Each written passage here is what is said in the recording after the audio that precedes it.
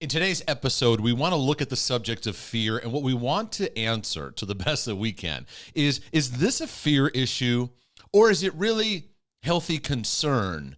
And so we want to kind of like look at this because many times our fears can hide underneath some of our relabeling, and many times we can defend them, justify them, and really what we need to do is deal with them. But what does that look like? So welcome to this episode of Transformed You.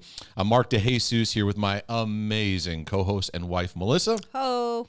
We're glad to be here today, and we're hoping that in our dialogue, you will gain some wisdom, some discernment as you're wrestling through some of the issues that you face. Because every single one of us have areas of our life that can be easily motivated by fear. And sometimes what you need is an outside standard to look into your heart and help you to understand, yeah, this is a fear issue and you need to address this differently because we often defend and protect some of those wounded and broken places of our heart. Right. Am I right? So I want to kind of delve into some dialogue and discussion, maybe get to some examples. We've got our Bibles with us too, because there's a couple passages of scripture we want to do a little bit of talking about and talking through when it comes to, okay, how do we get discernment? How do we get understanding? And am I masking over something? Am I avoiding something I need to face? Am I obsessed with something I need to just let go of? I think those are two aspects that we need to discuss and break down. Yeah, where would we start? Where would be the best place to start? Okay, well, you and I were talking about this, and I think when you look at it, if you were, those of you watching and listening, if you were to kind of analyze what you ruminate on all day, what you're thinking about in your decision making, if you really, really start to look at it, most of what we are concerned about or thinking about, or, we need to make a decision about, there is fear at the root of it. Right. There's fear going on in most of our decision making. And, I even have to look at this, especially as we parent, right? With Max. And, I think people can understand if you're a parent from that place of even, we had a discussion about this that I'll share. We're in Walmart and you were teaching this weekend and you were away. So I took the kids to Walmart and, hey, how'd it go? And Max is at a place where he's getting bigger and he wants to have independence and he'll just go 2 aisles away from me. And so I'm like, you cannot go 2 aisles away from me. There's stranger danger. People will take you, and you're like, okay, you got to chill out. And then I get really defensive because I'm like, no, this is a real thing. We need to have him understand this. And so I think that's a good place too to even give as an example of how to start, because we'll look at things that feel like legitimate fear. It's a legitimate concern. But yet the problem is where we take it. Mm-hmm. And I feel like, is that a good place to kind of like give an example? Because I think it's one of the biggest places that fears come into play. When you start having children, your deep inner fears really start to come out. And they often start with, I don't want to look bad as a parent, I don't want to be seen as a failure. I don't want to, I don't want the things that happen to me happen to my children. And then there are those things like when we had the discussion, there was a part of you that was like, wait, kids just get snatched out of stores. Right, which goes into last week's episode about how much of the news that I watch all day. Right. But, okay, that's a legitimate thing. Okay, so here we go. So there's legitimate stats you brought up in that situation. Oh, this happened, that happened. Right. And it's like, it's okay to bring out those stats, what's there, what could happen, but then we have to settle into a place where that's not the driving force. And so people tend to deal with these issues in one of two ways. We kind of go into one of two corners. One is the suppressor. I'm never going to think about that, ever. And then the other is the obsessor, which is like, I take it full tilt. Get over here, which most parents do because you're trying to, instill something in them, which is not necessarily, because then I'm instilling fear into them. And there's fear and there's sobriety. And we'll get to that, But I think that it's a good place to start because it's not just in parenting. It's in a lot of things that we're doing. It's in decisions that we're making about making changes in our life. Well, what if this happens? And what if it doesn't work out? Which lends back to what you're saying about the two extremes. Either we do nothing because the fear is a driver and in every single what if under the sun comes up, or we can react. The what if is a good place, because what happens is the what if becomes conditioned mostly by fear for a lot of people. Fear creates the narrative. So then we jump out of that. I think where it starts, a reason why this subject can be very difficult for people to maneuver through, honestly, is because it starts off with a care. A care comes in. So the care is something that I value. It's important to me. It's a care. Now, Peter, in his exhortation in the scriptures, says, casting all your, and it's translated, I forget which translation, translated anxieties, but it's also translated cares. It's like, this is something that's important to me, but it is, and it's often initially motivated by love. But then that sense of love is not surrendered under God's ability to care for us, to watch over us. It's our ability to maintain a sense of control, right? So that the care comes in, it's what we do with that. God says, cast it on me. Cast that care on me. And that casting is a continual. Mm-hmm. It's like, what they call that? A participle? Casting? I don't know either. I should know this. It's a continual, it's not just cast, okay, that's it. It's right. Like, it's not give it over and do nothing. That's the part of it's not give it over is active. It's not give it over and do nothing. And it's also not give it over and you're good, because for most of us, it's continual, because I cast it and I took it back. Oh God, I release my children to you. And then next thing, take it right back. And now pressure's on us. And then there's layers of this. It's a constant journey, because fear wants to get in the narrative of care.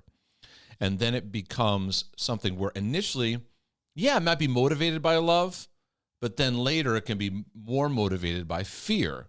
So in the case of parenting, or maybe moving on from a situation or making a decision, you could care, but then you're having a hard time letting go. Right, because fear then lends into codependency. That's a whole other topic. It lends into codependency. It lends into control. We just want to get our arms around something to feel safe. And any controlling person, whether it's a controlling wife, a controlling husband, a controlling pastor, a controlling boss, a controlling friend, fear is underneath that. Correct. And I need to feel safe, and I need to have a sense of certainty in my life. I don't like this uncertainty. I don't like this discomfort. So I want to feel in control, because I'm afraid. Right. And take matters into my own hands. All right, so let's pause there for a second and let's do a little bit of a rewind when it comes to this and why this root of fear, when it comes to control, it comes to this lack of safety, where is it coming from? Well, how we jump into the fear pathway? Yeah, how it then starts to take a root. And I think that, it could, when it comes to parenting, when it comes to pastoring, this fear then lends into control, because we consider it, we care, we need to get our hands around it all. There is an underlying theme for most people. Mm-hmm. So you ever sit down with somebody and they're expressing something they're, quote, concerned over, so-called concerned over, it's something that they're wrestling with, and you can tell fear's in it. Looking at the outside, looking in, and it may not be a specific pathway of battle that you have. We often look at them and go, we kind of have like a prescription. Just let it go, or you don't have to worry about that. Right. You don't have to think about that. But to them, this is their battleground that stems back to their past experiences. And really it goes back to childhood equipping, which is, what was your grid growing up in how you dealt with the fear factor? Right. For most people, a lot of these issues were suppressed. They'd never talked it out. And so now they're older and there's no grid on what to do. So they lean towards the fear factor, which usually conditions us into a fight or a flight. And that's your stress response. Fight or flight is what it's called. And it's a great descriptor, because fight is, I got to engage. I got to go towards this. And that's where our control issues come in. That's where our nervous energy and our constant going and doing. Now, there is a place that we need to face the fears of our life. But this is not facing, it's fighting. It's like survival. Then there's the flight, which is the avoidance, which is I got to get out of here. And this is where a lot of the deniers come in, where you're trying to bring an issue that needs to be addressed. And they're like, yeah, I'm not worried about it. And it's a passive posture that they need to address. So I kind of look at it from the obsessor, suppressor. Like, where do you tend to find yourself when it comes to certain issues?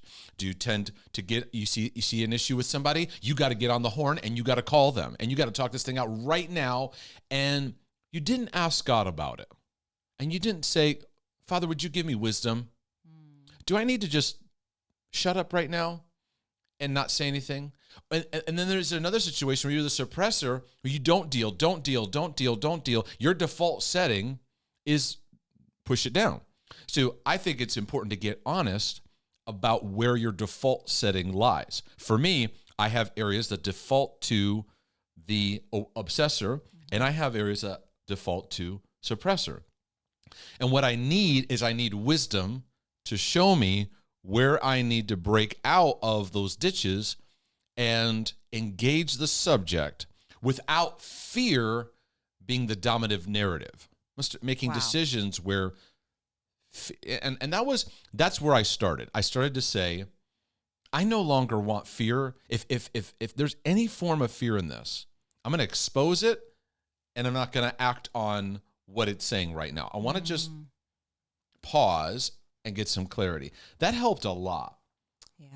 Does that make sense? Oh, it does. And I'm honing in on this word wisdom because I think wisdom gets very convoluted and twisted in our minds because there isn't a real deep root and sense that we were given as children. Like you're saying, it goes back to what was the imprint, the foundation of what we were given growing up and how we process fear, life, all these things, right?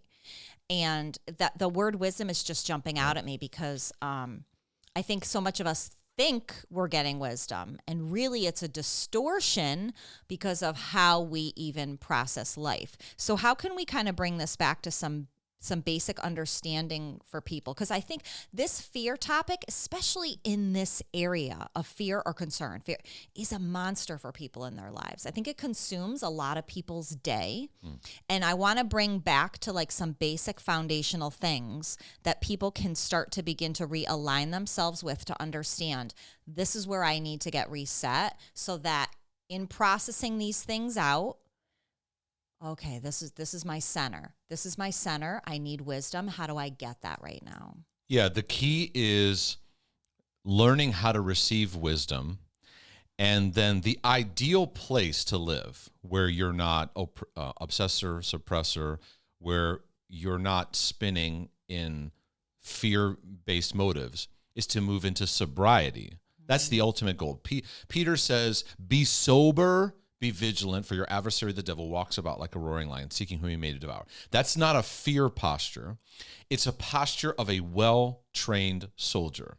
That's the place we want to get to, right? That's the ultimate place. So we were chatting about this earlier, and I remember reading a book about highly trained military soldiers, and when they measured their heart, their beats per minute, heart rate, and their state when they were in waiting. No battle going on. They're just in standby. And an interesting thing occurred when they said, okay, we're being called. It's time to go. They were so trained that their blood pressure, their beats per minute, so to speak, measurement, dropped down when they were called to duty. They got more calm. They got more calm and more focused. Well, that comes. That's that person that slides in and out of a room. That's the imaginary person that I want to be. Yeah. That's the picture of sobriety. Right. It's not panic. Oh my goodness. It's not the fight of the fight or flight. Because if you opt like well-trained boxers or wrestlers or whatever, they can't combat out of that, because you'll start swinging out of adrenaline and you're exhausted and you've lost. You can't maintain. So a good trained soldier knows they've been trained well. They've used all their things that they've gone through for preparation for what's now. And that's what God's doing in your life. He's using everything you're going through for preparation for the next stage, to build you up as a well-trained soldier. That's why the soldier analogy is all throughout the scriptures, right?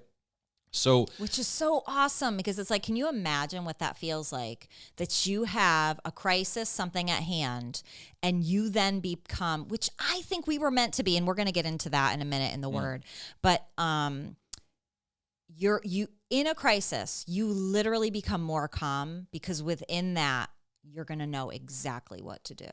Exactly what to do. You know you're ready for this, even if it's brand new. A soldier, every time he gets a battle, he has no idea what could come against him. Yeah. But he knows he's prepared, and he was made for this, and this is the time. So good. So that's God's goal. And I used to teach this over and over and over again in my pastoring work. It's like, face the fears that you're up against now, because it's going to prepare you for the days ahead when difficult times come, and those of the world will be able to look to you for answers. But the problem is, they're not going to look to you for answers because you're neck deep in the same stuff they're in. Right. And you're going, I don't know. It's really awful. I don't know. What do you think? Because we're not ready with a word. You're out of sobriety. Right. So sobriety is a great word, because it's not just that you're not drunk. Let's go deeper. It's more of an alertness. I'm aware. I'm awake. I see my surroundings for what they are. I'm not in panic looking at things worse than they really are. I see them as they are. I see what my wife's going through. I see what my kids are going through. I see what my world around me is going through. I'm not talking about world like the whole world. It's just your sphere. The grid around you, right? So what grid do we bring into this? It goes back to the need for wisdom. Now, years ago, you brought an exhortation one time that was phenomenal. You brought out Proverbs, and the whole cry is, we need wisdom. And Proverbs is the gold mine in the place for wisdom. Yeah. But one of the things that we want people to notice, and we've got our Bibles out here, and you can look at it too. If you look at Proverbs, we've got an actual paper Bible in front of me, because what I'm doing will help you. You can't necessarily do this with a digital Bible, but you just kind of look at the beginnings of each chapter, and the way that they're set when it comes to the power of wisdom, because that's what you need to figure this whole thing out. Everything is set on the grid, the matrix, the setting, the foundation of his relationship with his father and his mother. So if you want to grow in wisdom, there's a part of this where you have to go, what was the grid I was given in discerning thoughts and understanding what's what? And a lot of people will say, I got nothing. Right. And so we have to kind of go, all right, well. That's understood. Yeah. So you'll see, like, even in Proverbs chapter 1, where he talks about, he gives the opening, and in verse 8, hear my son, your father's instruction. So when I deal with people and help them walk through transformation, healing, and freedom, one of the things that we'll talk about is, what's your father lens? What was your father like? And many people have what I call a make-believe dad, which means and this isn't about like dad bashing. We're not right. It's about recognition. Right. And they have a make-believe dad because it's like, well, he was a good dad, and I knew he loved me. Right. Yeah, which we're not taking. Oh, I keep hitting the mic. I'm sorry. We're not taking away from that. Right, because we want to have, there's a deep part in us that wants to look and go, I had a good dad, because that's what we long for. But one of the things I hit on is, did he equip you? Because that's his job. My job, my main role in loving my children is to create a atmosphere of love and approval and instructing them out of that. Not lecturing them, not just going, hey, I want to sit down with you and we got to talk about some stuff. No, it's my job to build relationship, just loving relationship, connection. And out of that, the organic flow of instruction where they see me modeling it in my own life. I share what I've been through and say, here's some jewels of instruction. They come piece by piece. He says here, hear my son, your father's instruction. And do not forsake your mother's teaching. So here we have side by side the mother and the father working together to provide the grid and the foundation for wisdom. Now, if you go to Proverbs 2, I'm skimming here, I encourage you to go deeper.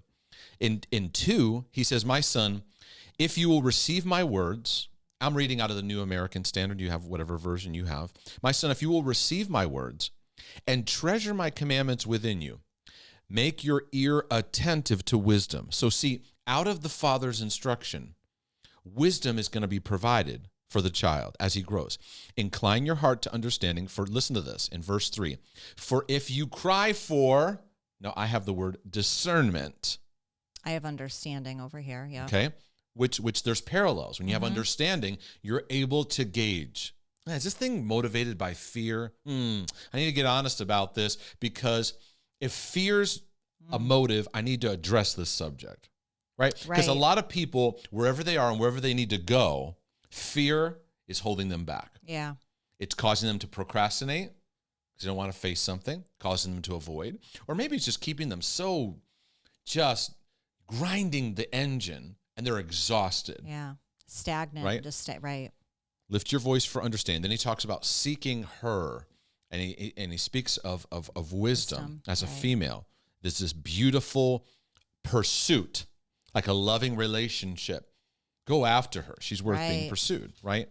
So that goes into aspects of, Proverbs 3. My son, do not forget my teaching. Let your heart keep my commandments, for length of days and years of life and peace they will add to you.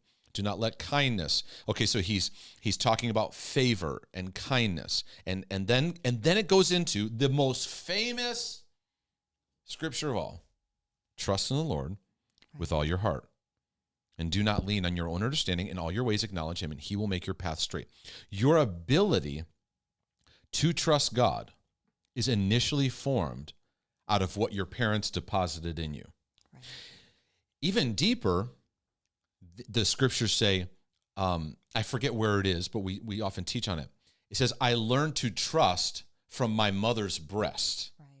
So there's that nurture relationship with your mom. We go, man, I got trust issues. Right. Well, it goes back to that grid that was formed that God needs to heal and bring life to. So then it lands, that's a whole nother tangent subject. Right. I'm saying all that to just give ammunition and biblical precedence to, if you want to grow in wisdom, because people will say, this isn't fear, I'm being wise. Right? But when you break it down, it's like, you're afraid. Why can't you just admit you're afraid? Because we're just avoiding, right? And we can use the term wisdom as a way to cloak over things and avoid subjects where you need to face something you're not facing, or you're so controlled and obsessed by this thing, you don't know how to let it go. And which do we do? People will ask me. They'll give me a quick email and ask me. I can't answer that because A, I don't know the whole picture, and B, I can't always be wisdom for you. Now, I can walk you through in a coaching session or something like that and lead you to the place where you can get clarity. But really the thing is God, heal the grid of my life. Yeah. Of father and mother, which then led to Proverbs 4, which you gave an exhortation in during our church days, that for me was really helpful. Hear, O sons, the instruction of a father. Give attention that you may gain understanding. For I give you sound teaching. Some scriptures say doctrine. Do not abandon my instruction. She's saying over and over again, I'm giving you this as treasures. When I was a son to my father, tender and the only son in the sight of my mother. You know what? And I love mine says, I was once a young boy in my father's house, and my mother loved me deeply. Right. And I think even for people to hear those things is sobering and powerful, because there is an element like, yes, our parents did the best that they could, but there are some things that we have to get sobered about that we did not have really given to us very well. And this then caused our brain to create pathways out of fear, out of lack of safety, out of abuse, even this goes back to what we've talked to before, is then ultimately how we're even one into the kingdom, and then becomes our grid in how we see God, that we're afraid of him. And so when we're asking for wisdom and we're then hearing God beat us up, that's not his voice. We have so many things that are skewed, so true, that we need realignment with. My heart is grieved over families and churches, grieved at this issue. And I think we need to plant in this and really start to get very, I'm going to keep using the word sobered, to what this means in our life. Because you're right, all of us want wisdom. All of us do. What do we do now? What do we do now? I made this decision. What now? What now? And when you're resting in the fact that he really loves you, right? And I'm sorry, so much of us have like, that's a great concept. Yeah, I get it. No, do we really have that embedded in us? And no, we don't. Right. It's a journey. No, we don't. And when somebody says to me they get it perfectly, I'm like, please get out of my face. I don't believe you. Right. And then you look at their life and their life is a hot mess. So stop. But like this issue is just, we're very sobered about this issue. And I think even more so, I just get so excited, and you taught at a men's conference this weekend, and I get so excited for just the prospect of another family getting healthy because a husband is working towards this. How do I love myself, receive from God, love my wife, and then start to create a healthy home in my house for my children? Because this is what's going to heal the land right here. This is what's, all these other fears you have about it, this is what's going to be it. This is the crux right here. Getting to a place where our family is whole, understands how to come down, be calm, walk out wisdom, walk out decisions. And those are the families we need to start be raised up. Right. Sorry, I went on a tangent. But it's going to take work. It does take work. And the grid you're talking about here in Proverbs 4, especially, even though in all of them, this I was a son to my father. There's that like establishment. I'm my son in my father's house. And when everyone is battling the issues of their life, every man who's battling an issue of his life, doesn't matter what it is, your battle is that whatever you're struggling with is as a result of you not being equipped to know what it means to be a son of your Father in heaven, right? Coming out of the lack of equipping. So it's the delight and the love of both the father and mother that it's equip you. And then he said in verse 5, acquire wisdom, acquire understanding. Yeah. That branches out of the affection and love and approval that's established in the home. And so it goes over and over again. In verse 7, beginning of wisdom, acquire wisdom. With all your acquiring, all you're getting, get understanding. And guard it. So without this, wisdom seems like a crapshoot sometimes. It does. You're just like, God, give me wisdom. So then we're looking at, hold on. Go ahead. Let me finish this thought. So then we scoot over to James, right? And James says, if anyone lacks wisdom, let him ask of God, who gives it liberally. And we're like, yeah, I'm asking, but I'm not getting it, because our grid is off, right, of what wisdom even looks like. We don't know what we're looking for. So then he says, when you ask for wisdom, don't doubt. Because if you doubt, you're going to be double-minded. And a double-minded man is unstable. Is unstable in all his ways. So one of the things that we need to have wisdom is to be single-minded in our life. And so often we have two minds going on, back and forth and back and forth. And that's where the what if comes in. It keeps us toggling between two systems of thought. Right? So we have to backtrack. How do I enhance wisdom? I got to enhance the grid. But what makes what you're saying difficult, what I'm saying difficult, is that we weren't given certain things of equipping. But here's the part that makes it tougher. We don't know that we needed it. We did, right. Does that make sense? Yes. Right. So, for example, a man could grow up never hearing his earthly father say the words, I love you. Well, no one told him that was important. Right. So he didn't get something he didn't even know he needed. Right. So when you bring a message of you need that, he's like, nah, I'm good. Right? So true.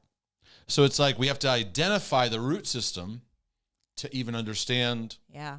there's a problem. So anyway, sorry, I wanted to. No, I think that aspect of self-awareness in life, and really looking at what's going on around you, husband and wives are sitting down and saying, all right, what are the themes happening in our life? What's going on here? What is the Lord saying about this? And let's work on this together. Or, even if you don't have a spouse, and you can find someone that can sit with you and say, all right, let's look at what's happening here. And what are these things missing? Right. This element, because to me, it all goes back to this. Every topic we talk about, quite frankly. I mean, really. Right. So the cry is, God, help me to truly understand how to live with wisdom. It's a relational growth. It's not a conceptual growth. It's right. It's not something you just get and you go, oh, amazing. Now I get what that looks like. Right. This is a journey. This is a journey for all of us of healing and growing and being restored, and really what Father God meant for us to receive growing up, so that, like I've said before, when your parents say, hey, we've equipped you, here's your Father in heaven, you go, awesome, cool. He's like you, amazing. So what would be some questions, practically speaking, to help move when people are trying to discern or trying to walk through this as we're learning to gain wisdom? Where would you start somebody? Oh, gosh. In the recognition of what's happening in their life, like to start recognizing? Right. So like they're a parent and they're like, am I driven by fear, or like? I think that's a good question to ask. It's something I have to revisit because that's my normal gauge. It's something that you're really good at pulling me back to center about, to say, okay, like even the Walmart thing. And I've noticed when I kind of get caught up in, oh my gosh, what's happening in the world and all these things that can throw me off, and I get just super fearful. But I think take a good look at what's the theme of the conversations that you're having with the people that you trust around you, where you're more yourself. Is fear embedded in a lot of those things? Like, oh my gosh, did you see that? Oh my gosh, what are you ruminating about at night? I know for me, I have to go, when I stand in the shower sometimes and just stand there and I'm like zoning out, what's happening when I'm zoning out? It's really good. What am I thinking about? Are finances owning my thoughts? Are there a lot of things that I need answers to that I've been spinning to for years, that I'm like, I gotta resolve these things. There's some things I need resolving in. Right, because a lot of times start to look at those themes. A lot of times, like the way that as I'm listening to you, the way that it affects me is I'll look at certain things with our kids and I'll go, oh no, I see this pattern, and then fear takes over the narrative. Right? So then it could cause me to then be more in the fight side, more on the obsessor. I got to fix this. And then I'm like, oh, this is, oh. Yeah. So I find the theme I have in my journey is learning to release my children to God. Right. So I feel that that's why Peter's like, cast your cares on him. It's like, give the situation over to him, truly give over to him. And then what does it look like? Right. If God's in full control and he's truly Lord over the situation, then what does my involvement look like? Now, it doesn't mean you never do anything. Mm-hmm. In some situations, maybe. Right. But doesn't that wisdom come out of? Correct. Okay. Everything that to me is screaming out at me in Proverbs is relationship. Right. Relationship with father and mother. And which then leads into the grid of relationship with God. Right, and it's relationship exchange. It's learning to talk it out with God and get a sense, learning to get feedback from other people. And you're enhancing your wisdom grid and going, okay, you know what? This fear is holding me back and I need to let go of my son. He's struggling, but I got to let him go because I got my arms wrapped around him and fear is a dominant. And I got to get honest with this because wisdom's talking. Right. And relationship says, even to the kid that you need to let go, listen, I'm here for you, but there won't be abuse. There won't be codependency. You will not take advantage of me. You need to. relationship says things in a loving way, but there's always relationship availability there. And that's the heart of God. That's why all of this in Proverbs, I just love it so much, because it's all about understand the heart of the father, understand the love and nurture of a mother. Then you'll know me.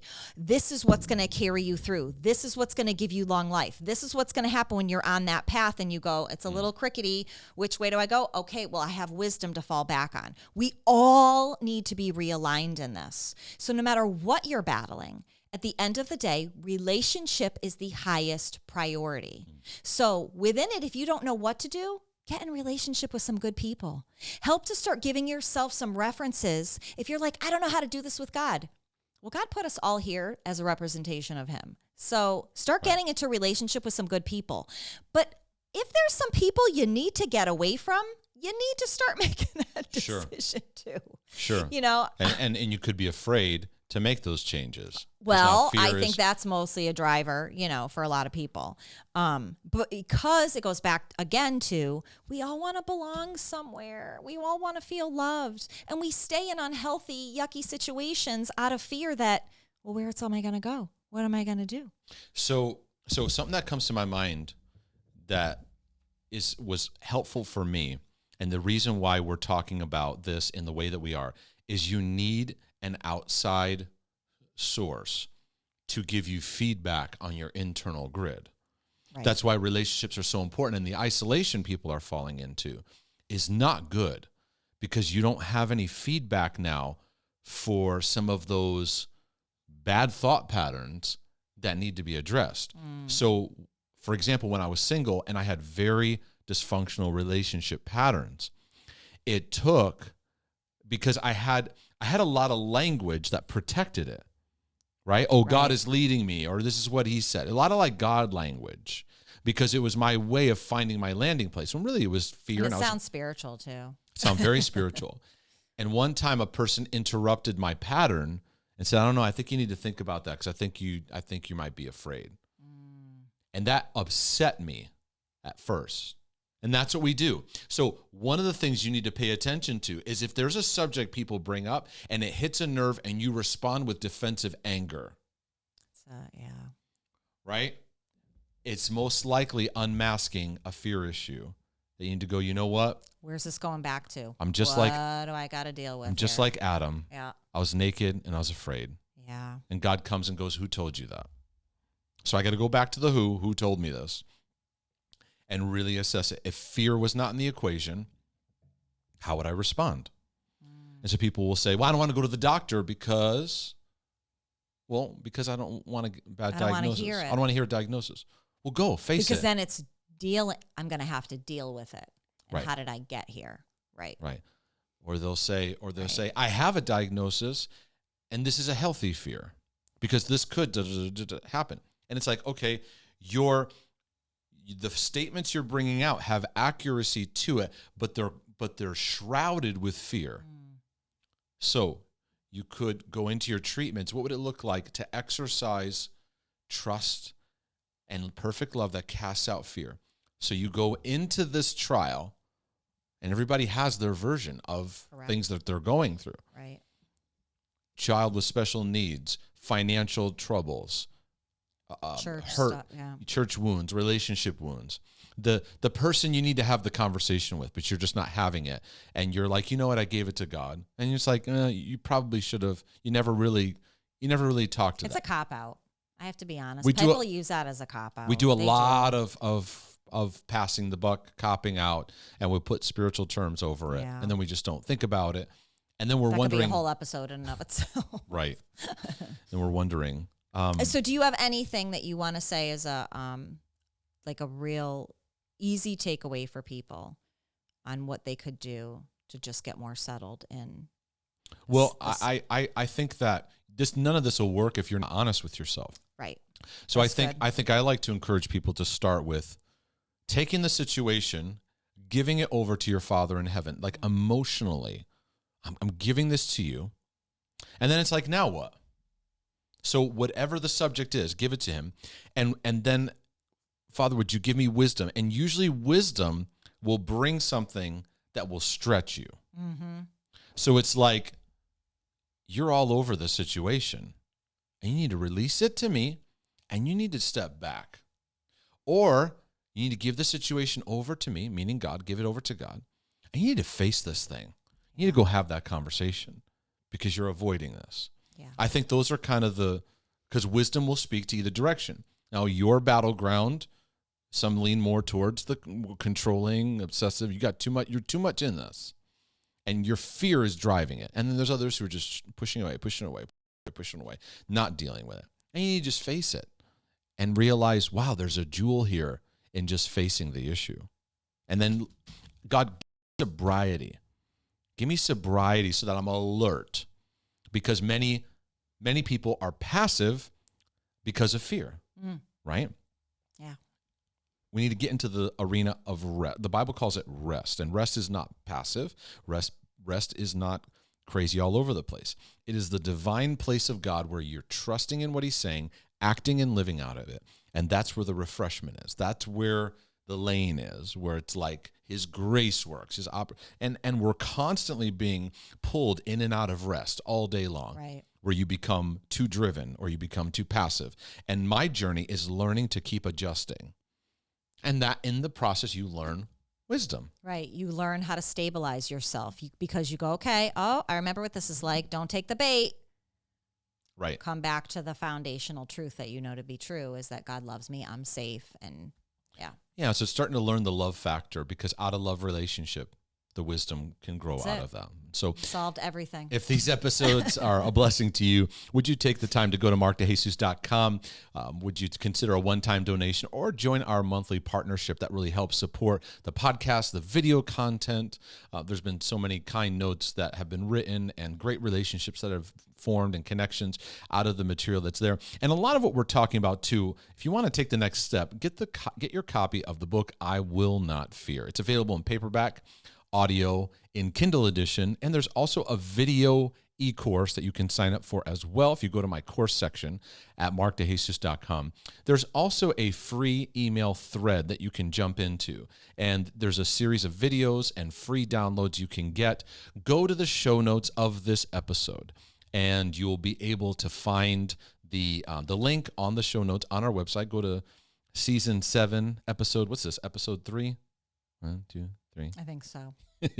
Yeah. And then you'll be able to find all the stuff on that. So until next time, thank you so much. Many blessings to you, and we'll see you next time. Thank you, everyone.